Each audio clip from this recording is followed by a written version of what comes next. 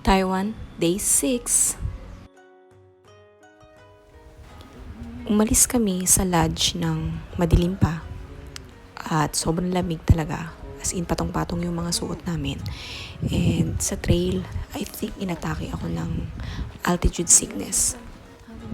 But at this time, medyo okay na ako dito kasi hindi na masakit yung ulo ko, hindi na rin ako nasusuka. And malapit na rin kami sa summit. Super thankful kami sa araw na to kasi napagbigyan talaga kami ng napakagandang panahon. Talagang napapawaw na lang kami at talagang speechless. Sobrang ganda. Sa part na to, ito naman yung medyo kabilang side ng summit. Yung natatanaw nyo sa dulo, yun talaga yung summit. And wala lang, for the reels, mag-video muna dito. Ay day, alam nyo ba sobrang lakas ng hangin dito tapos sobrang lamig na hindi namin nalaman na sunog pala kami pagbaba. Well, sunog naman talaga ako. So, ito na talaga yung summit, yung may bato na may nakalagay ng Jade Mountain. So, nag-aantay na lang kami ng turn namin para makapagpa-picture. Medyo dumami na kasi yung mga tao. Pa-picture tayo with the Hakista, the Juwas, Tan, and the Maritres. It's nice to be with you here in the summit of Yushan. O diba? Sobrang lakas ng hangin.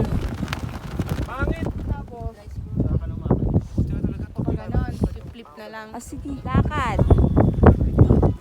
Sorry. At syempre, kailangan may picture din with the whole team. Congrats guys!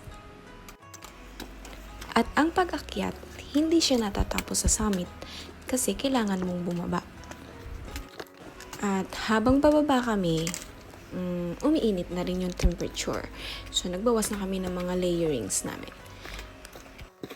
Tapos, habang pababa kami, alam niyo yung pakiramdam na, malapit na tong matapos. Ayaw po pangang matapos. Yung hindi ka pa handang bumalik sa realidad. At nandito na nga ulit kami sa lodge. Ayusin lang yung gamit. Tapos, diretso baba na ulit. Maraming salamat, Yushan. Salamat sa iyong mga alaala. Paalam.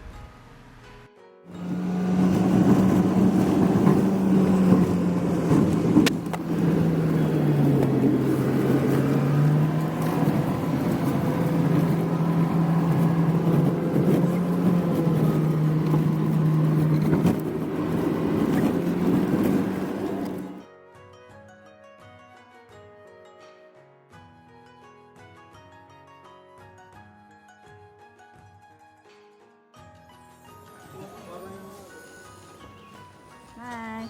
Bang, peace naman.